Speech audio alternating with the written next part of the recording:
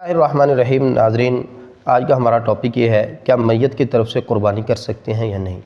اور نبی اکرم صلی اللہ علیہ وسلم کی طرف سے قربانی کر سکتے ہیں یا نہیں۔ شریعت نے صاحب نصاب پر قربانی جو ہے وہ ضروری قرار دی ہے۔ اب وہ شخص جو صاحب نصاب ہے وہ اپنی طرف سے ایک واجب قربانی ادا کرے گا، البتہ اگر اس کے پاس وسعت ہے، گنجائش ہے، اللہ رب العزت نے توفیق دی ہے، تو وہ کیا کرے گا کہ اپنے لیے ایک نفل قربانی بھی خریدے گا۔ اب اگر اللہ نے استطاعت اور توفیق دی ہے اور وہ میت کی طرف سے قربانی کرنا چاہتا ہے تو پھر یہ ہے کہ وہ ایک اور قربانی خریدے، اور ایک قربانی اپنی طرف سے واجب اور دوسری قربانی اپنی طرف سے نفل کرے، اور اس کا ثواب جتنے بھی عزیز و اقارب، رشتہ دار، دوست احباب ہیں تمام کو وہ پہنچا سکتا ہے جو دنیا سے جا چکے ہیں۔ دوسرا سوال کہ کیا امام الانبیاء صلی اللہ علیہ وسلم کی طرف سے قربانی ہو سکتی ہے؟ نبی اکرم صلی اللہ علیہ وسلم نے اپنی طرف سے قربانی کی اور پھر اپنی امت کی طرف سے آپ علیہ الصلاۃ والتسلیم نے قربان کیے۔ حضور علیہ الصلاۃ والتسلیم کے لاکھوں کروڑوں بلکہ ان گنت بے شمار احسانات ہیں ہمارے اوپر، اور ہم ان احسانات کا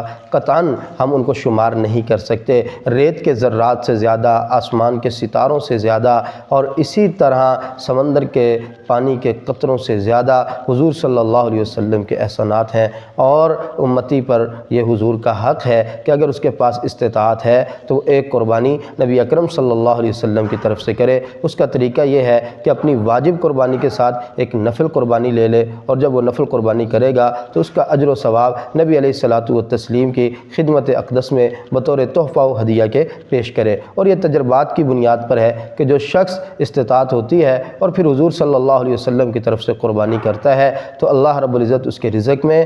کاروبار میں اللہ تعالیٰ برکت عطا فرماتے ہیں۔